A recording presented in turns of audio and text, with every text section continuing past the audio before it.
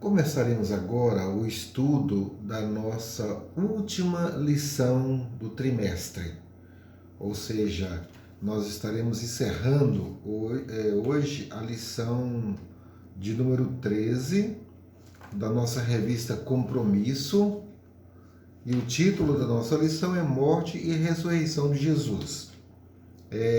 Temos estudado neste trimestre o livro de Mateus, o Evangelho de Mateus. E hoje, então, nessa última lição, estaremos estudando os capítulos de 26 a 28, que trata da morte e ressurreição de Jesus.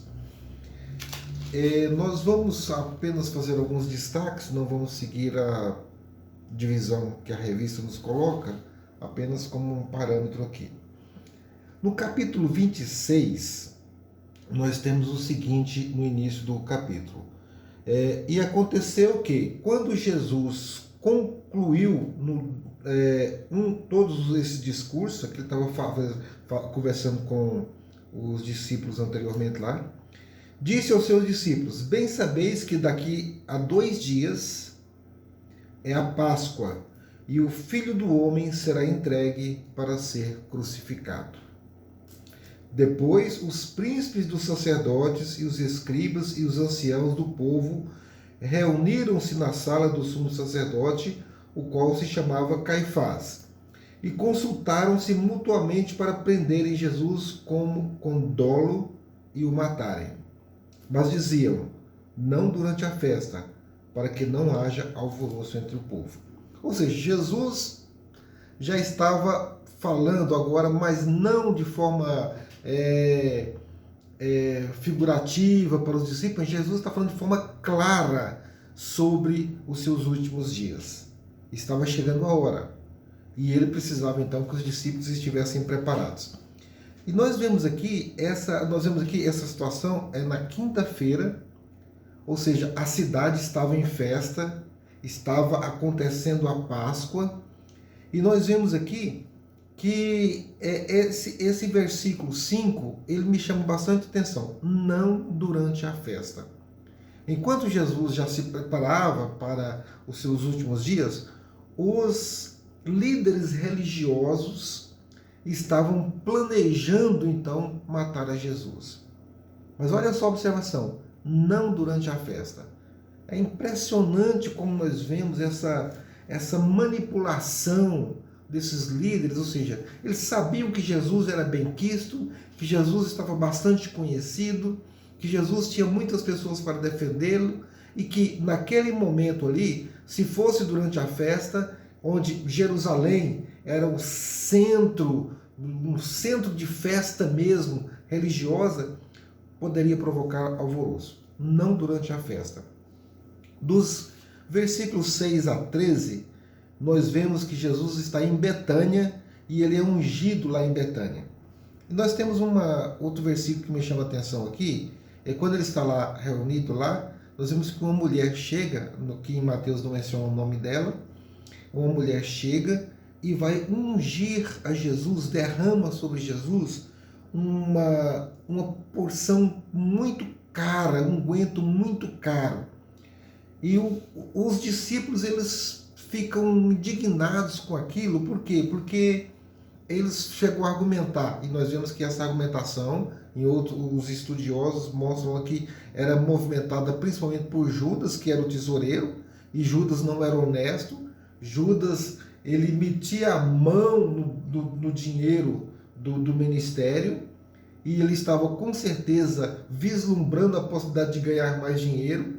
Então eles ficam indignados e falam: mas poderia dar para os pobres. E Jesus então argumenta que os pobres estarão com eles todo o tempo, mas que aquela mulher estava fazendo algo especial para ele. Mas olha só o versículo 12, o que diz. Versículo 12 fala: ora, derramando ela este unguento sobre meu corpo, fê-lo preparando-me para o meu sepultamento. Ela o fez, preparando-me para o meu sepultamento. Era um costume, as pessoas preparavam os corpos, as pessoas faleciam preparavam os corpos com esses ungüentos, com vários ungüentos, antes de enrolar para colocar nas sepulturas. E essa mulher estava antecipando essa situação de Jesus, preparando para o sepultamento.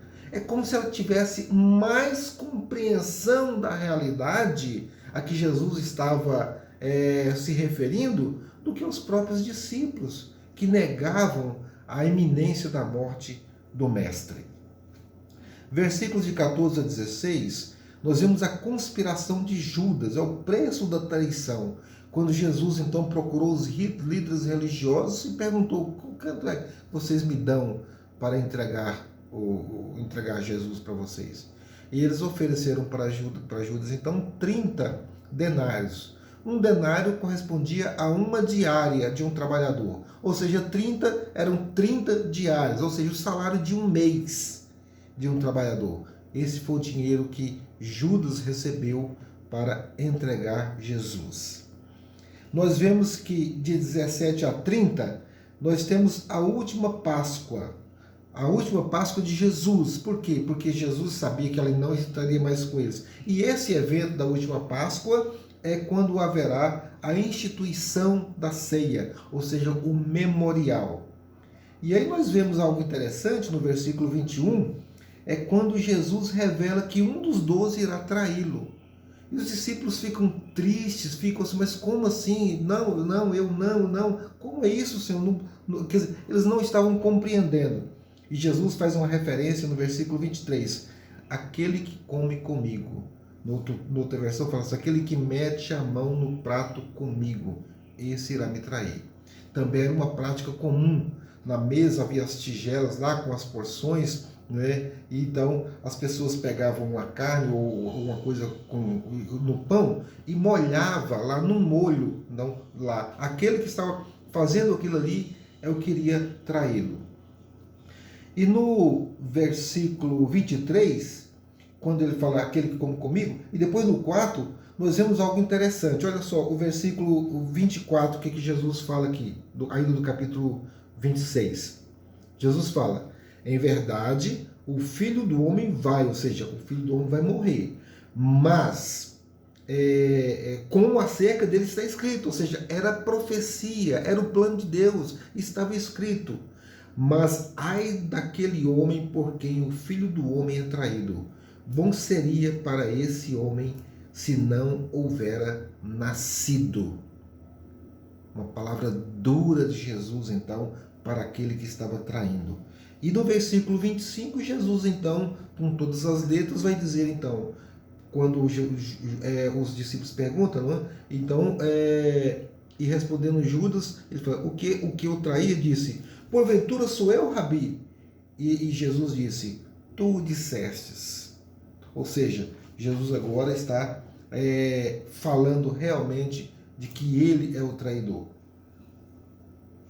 Nós vemos que até esse momento os discípulos estavam ali, Judas estava juntos, então, e comiam, né? Então nós vemos aqui que no versículo 26 a 27, nós vemos a instituição da ceia, quando nós vamos ver que Jesus vai revelar que a sua morte é uma morte propiciatória, ou seja, é um sacrifício para aplacar a ira ou a justiça divina.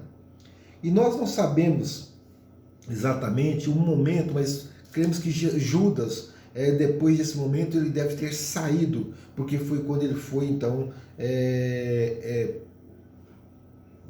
procurar os líderes religiosos lá. Então,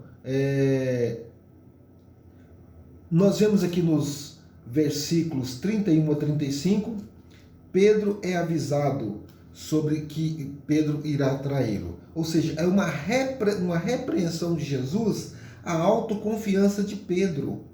É interessante nós pensarmos nesse aspecto da autoconfiança. Quantas vezes nós cometemos erros, quantas vezes nós vacilamos, nós falhamos por causa da nossa autoconfiança. E Pedro aqui, ele é alertado sobre essa autoconfiança. O versículo 31 diz o seguinte: Então Jesus lhe disse: todos vós essa noite vos escandalizareis de mim. Todos vós esta noite vos escandalizarei de mim, porque está escrito: ferirei o pastor e as ovelhas do rebanho se dispersarão. Mas depois de eu ressuscitar, irei diante de vós para a Galiléia. Que Jesus já está marcando um encontro com seus discípulos para depois da ressurreição. Olha só a certeza, o conhecimento de Jesus, e aqui eu estou pensando no aspecto da humanidade, o conhecimento de Jesus sobre a sua morte, sobre a ressurreição. Ele sabia que o plano de Deus seria cumprido. Então ele já marca esse encontro lá depois na Galiléia, já marca o local e o momento, ou seja, depois da ressurreição. Mas Pedro respondendo disse-lhe: ainda que todos se escandalizem em ti, eu nunca me escandalizarei. E em Marcos, nós vemos a versão que fala que quando ele fala que muitos o abandonarão, e Marcos fala que ele jamais, ou Pedro, melhor dizendo, diz que ele jamais, ainda que todos o abandonem, ele jamais o abandonará. E Jesus então adverte a ele sobre essa questão e afirma então que ele realmente irá traí-lo. Nós vemos essa afirmação aqui de que ferirei o pastor e as ovelhas do rebanho se dispersarão. Jesus está fazendo uma referência, uma citação de Zacarias capítulo 13, versículo 7. No versículo 32, Jesus marca esse encontro, né? E no versículo 33 temos a afirmação de Pedro. E no 34 Jesus fala que 3 vezes Pedro o negará, ou seja, antes que o galo cante, 3 vezes ele o negará. Nós vemos nos versículos 36 a 46 algo que é interessante, é o seguinte: a manifestação real da natureza humana de Jesus. O texto é um pouco mais longo, nós não vamos ler aqui, mas fala que Jesus, ele começa a angustiar-se, e ele refere lá no versículo 38, a minha alma está cheia de tristeza até a morte. Ou seja, Jesus, o Filho de Deus, o Deus encarnado, aqui ele estava revelando inteiramente a sua humanidade. Ele estava se angustiando, a sua alma estava angustiada até a morte. Nós vemos que no Marcos 14:33 fala que Jesus, a alma, ele estava iniciando pavor e angústia. Ou seja, são sentimentos completamente humanos. E Jesus ali estava revelando a sua humanidade naquele sentido, ou seja, ele estava realmente tendo pavor e angústia daquela situação. Tanto é que ele orou ao Pai quando ele vai lá para o Getsemane, quando ele vai lá para o jardim, ele então ora, os discípulos esperam que os discípulos fiquem orando com ele, velando com ele, os discípulos dormem, né? E ele ora, ele pede ao Pai que, se fosse possível, passasse dele aquele momento, aquele cálice, mas que fosse cumprida a vontade do Pai. E aí tem um aspecto interessante, é que o próprio Filho de Deus teve a sua oração negada, ou seja, a sua oração não foi atendida. Então nós também às vezes temos que entender que nem sempre a resposta de Deus para nós é a resposta que nós queremos. Ou seja, Deus é soberano, o plano dele tem que se cumprir e nós temos que estar submetidos à sua vontade. E nós vemos então que nos versículos de 47 a 56, ainda estamos no capítulo 26, 47 a 56, Jesus é preso. E aqui nós temos já a noite, já é noite. Quando eles vão para o jardim, já é noite. Então, lá no jardim, todos os discípulos estavam muito cansados. Nós vemos essa situação e ali ele é preso. Quando Judas, então, leva a escolta dos líderes religiosos para prender a Jesus. E tem toda aquela história, aquela relação de um dos discípulos que vocês sabem tudo. E com um beijo, Judas traiu a Jesus. E o que acontece? O versículo 56, a parte B, fala o seguinte. Olha só, versículo 56, parte B. Mas tudo isso, quando Jesus refere-se que por que eles estão foram procurar Jesus daquela forma, com pedras, paus, se ele estava todos os dias lá no templo falando com todo mundo. Mas ele fala que tudo isso aconteceu para que se cumprisse as profecias. Então, o texto bíblico fala assim: então todos os discípulos, deixando-o, fugiram. Inclusive Pedro, que havia falado que não abandonaria Jesus. Todos fugiram. Então, é o versículo 56, quinta noite. E de lá, então, completamente irregular, fazendo algo durante a noite, como realmente usando esse momento da escuridão, eles levam Jesus para o Sinédrio. O Sinédrio era o conselho dos anciãos. Ele representava a autoridade máxima nas questões religiosas junto aos judeus. Então, os grandes líderes religiosos, eles estavam ali reunidos, porque é eles que queriam a morte de Jesus.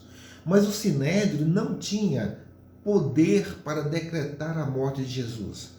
O que eles queriam então? Eles queriam achar a causa, achar a justificativa, para que eles pudessem então representar junto ao governador, que era Pilatos, para que fosse decretada a morte.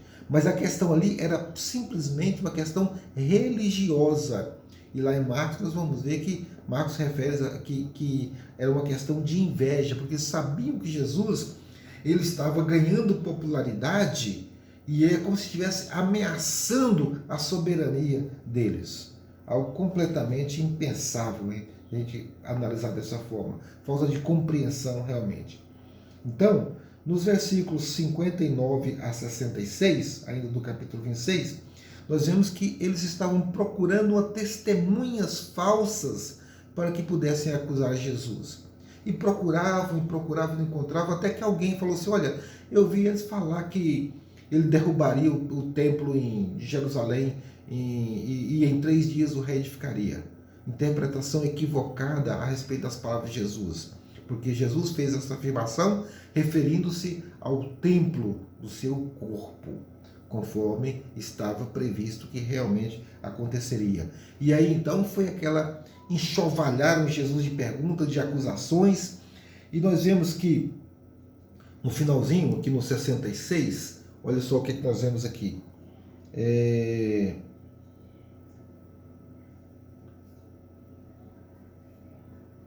66.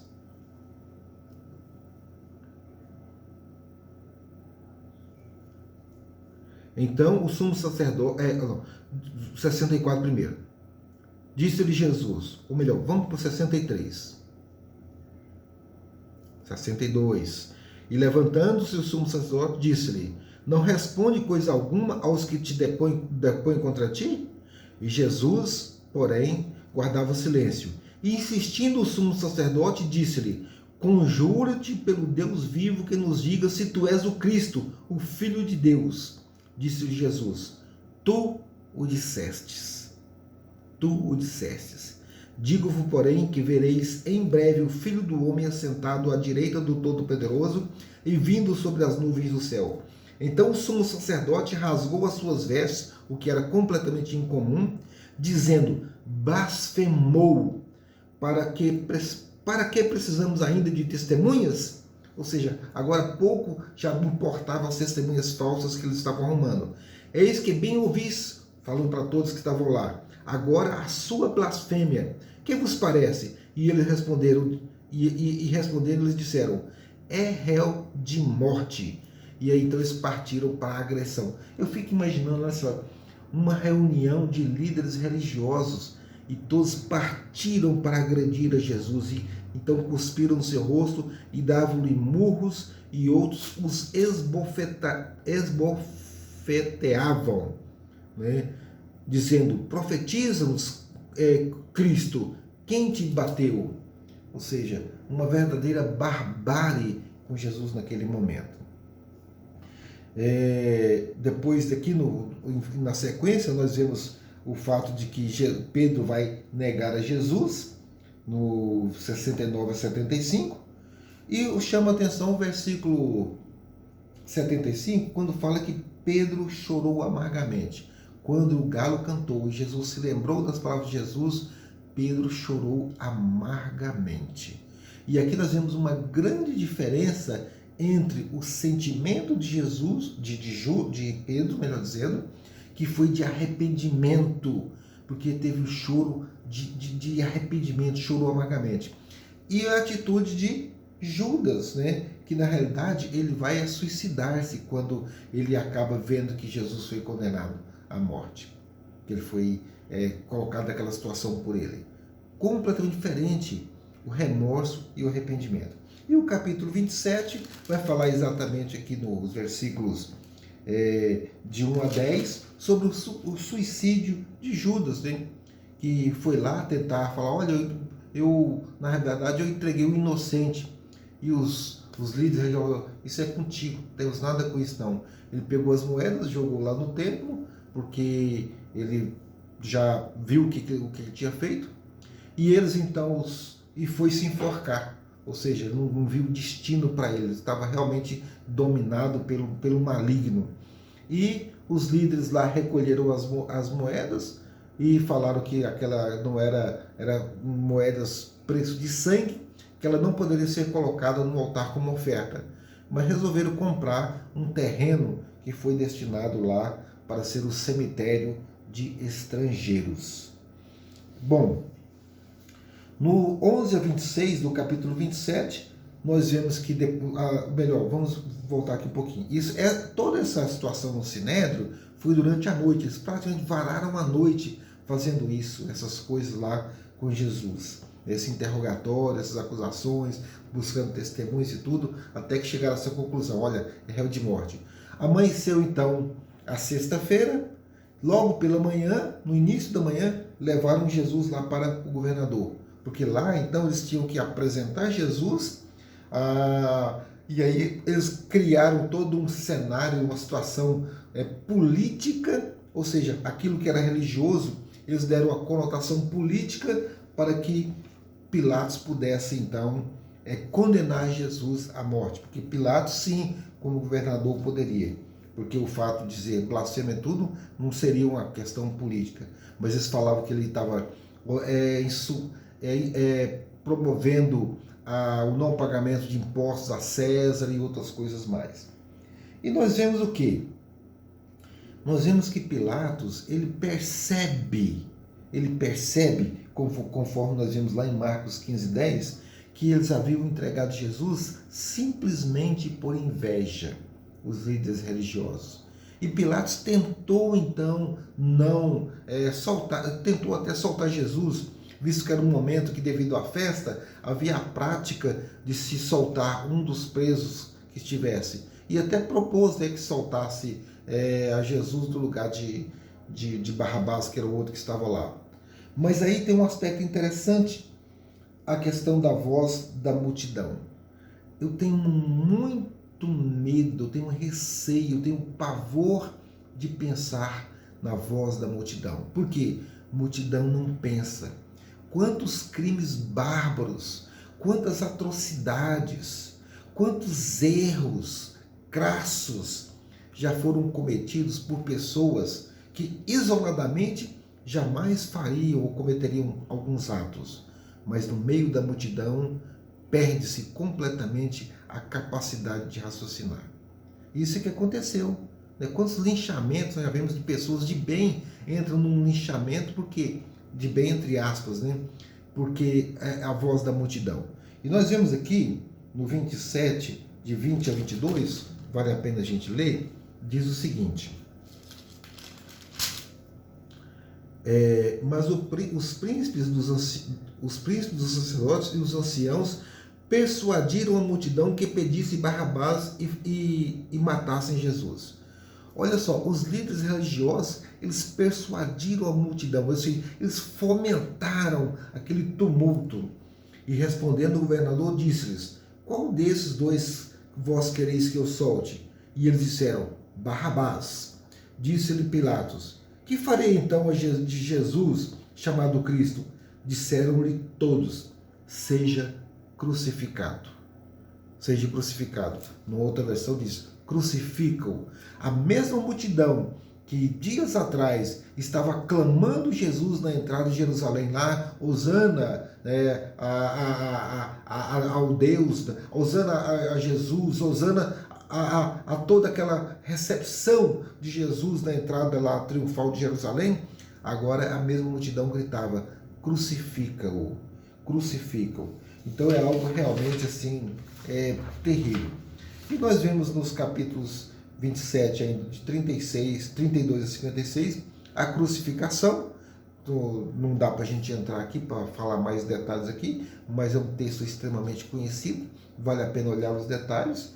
Nós vemos que a morte de cruz não era uma morte comum, não era para presos comuns, era somente para os piores criminosos.